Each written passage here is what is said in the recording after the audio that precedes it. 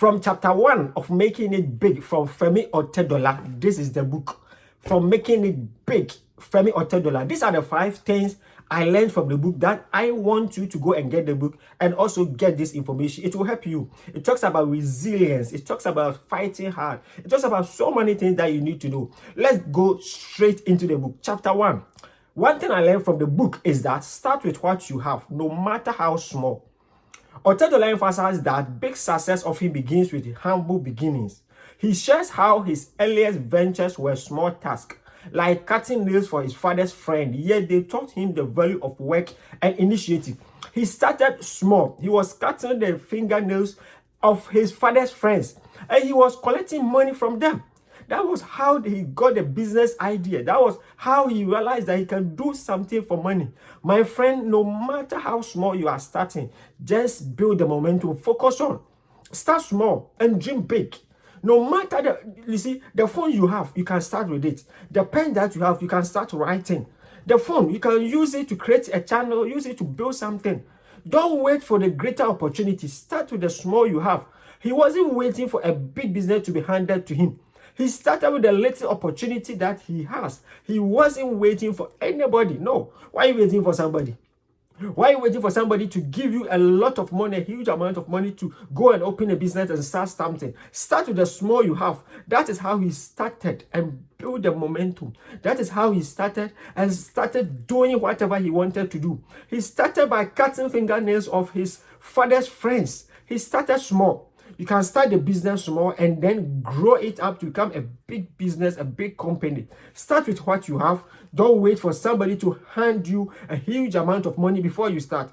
One thing I learned from second thing I learned from chapter 1 is that dream beyond your current reality. Dream beyond your current reality. Even as a child, he imagined running businesses long before he had the resources. Reinforces that your dreams should be bigger than your circumstances because ambition fuels growth. Yes. One thing that is being reinforced in chapter 1 is that your dreams should be bigger than your circumstances because ambition fuels growth. Dream beyond your current reality. Where you are is not the end. Dream beyond where you are now. Dream beyond the small businesses you have started now. The small YouTube channel you have started now. Dream beyond that. Though he was cutting his father's friend fingernails. He was cutting their nails, but he was dreaming big. He was thinking about big companies. He was thinking about how he can achieve much in the future. He was having a big dream for himself, but he started small. Don't let your condition now limit your imagination. Don't let your current reality limit what you can do. Dream big, have big imagination, have big ideas, have big things that you want to establish in life, but start small. Every big thing in life started small. Every big tree you will see out there started as a seed that was being planted, watered, and it grew up to become a big tree that you see right now. Grow what you have. Respect the small beginnings. So now, don't let the condition limit the small beginnings. Don't think about I don't have the quality of phones. I don't have cameras, so I can't start the YouTube channel. I don't have money, so I can't start learning. Go to YouTube, learn something for yourself. Do something. Don't let the circumstances limit what you can do. He wasn't waiting for huge resources to be handed to him. He started with what he has, and he has the dream of becoming big. This is the second thing I learned from the book. This is the third thing that I learned from the book that I want to talk to you so that you go and get the book and read. In my next videos, I'll be sharing with you the chapter 2, chapter 3 till we finish this book. Then you comment in the my comment section the next book that you want me to read and share with you. Let's move on to the third thing I learned from the book. It says that your environment shapes your mindset. Growing up around his father's printing press exposed him early to business operations. Yes, your environment shapes your mentality. If you grew up in a poverty-ridden environment, your mindset is for poverty. You don't see success as a way out. You don't see wealth as a way out. All you see is I can't do it. You are limited. You think of being conquered, of being a victim. So your environment shapes the way you think. Exposure changes mentality. If you are not exposed to great things, you are limited. If you are not exposed to great people, you are limited. If you are not exposed to quality environment, you are limited. If you are not exposed to quality relationship, all you think is people are bad. Men are scam, women are scam, women are bad. Men are not good, because that is what you are exposed to. So what you are exposed to shapes your mentality. It shapes your way of thinking. Some people are exposed to social media things that are not quality.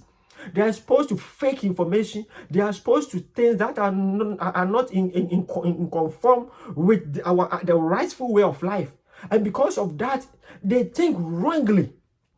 Because he grew up in an environment that the father was having businesses, father was owning businesses, the father and the mother were doing well for themselves. The guy has a mindset of being great. He has a mindset of starting businesses because he sees it that when he starts, it is possible he can do it.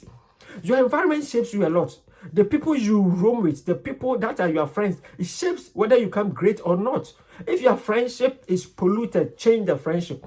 If your relationship is polluted, it's not developing you, change the relationship. If the environment is not helping you, make sure you leave that environment, leave that locality. There are some people you have to move with your children to another quality environment, because there are some community when you live there, every day we see you, you'll be shouting, you'll be insulting people, fighting because of where you grew up. So you don't see love.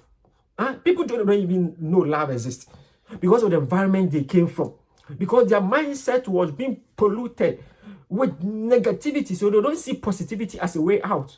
It's very bad. Change your environment. This is the third thing I learned from the book. Comment on my comment section the next book that you want me to read and share with you, and I want to hear from you what you've learned from this book.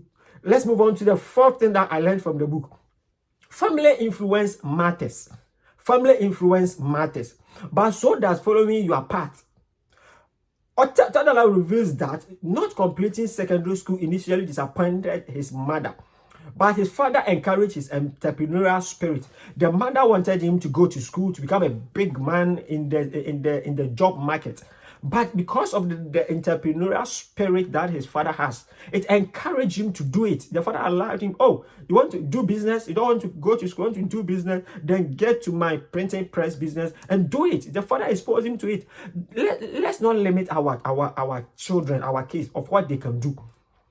If what they have interest in can build their life, make them become great, and it can add impact to the nation and the community, let's allow them. The mother was disappointed at the beginning, but today the mother was proud of him. The mother became proud of him because he's making big money. He's become a billionaire, and now he has a name of himself. He's not under the shadow of his father. He's under the shadow of himself. Because sometimes we are captives of our own identity. The identity our parents gave to us, we have become captives of it. We are not free. But he allowed himself not for someone to cage him in the box. Our parents have caged us in the box that if they are doctors, automatically we should become doctors. If they are lawyers, automatically we should become lawyers. Let's allow our children to roam freely. Let's not cage them. Only if they are going the wrong way, that we should correct them. But if they are following a pattern, because if he's entering business, it's not a bad thing. Now he's doing well for himself. Our environment, our parental influence affects us a lot. Let's take care of that, and let's not harm our children. He says that family guidance is important, but you must ultimately follow the path aligned with your strengths. Following the family guidance, following the guidance your mother, father is giving to you is good. But sometimes follow what God has called you into it.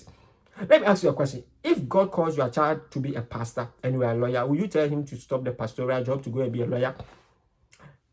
Are you going to stop it? Many people will stop their child for being a pastor and become an entrepreneur as they want. Allow them, only if they are doing impact the nation and it can build their self and can help them in life. Allow them. He didn't let anybody cage him. He came out of the box and did whatever he wanted to do for himself.